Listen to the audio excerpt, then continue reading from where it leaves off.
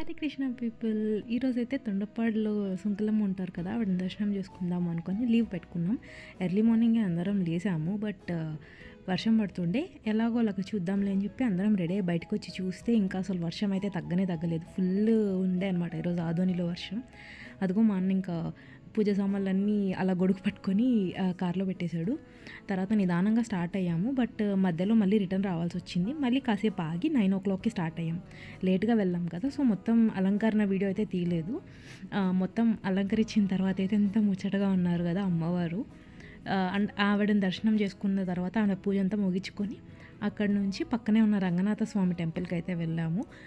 స్వామివారిని కూడా దర్శించుకొని రిటర్న్ వచ్చేస్తుంటే మాకు వాళ్ళ లక్కను పరీక్షించుకుంటూ కొంతమంది జొన్నగిరి చేలలో కనిపించారనమాట.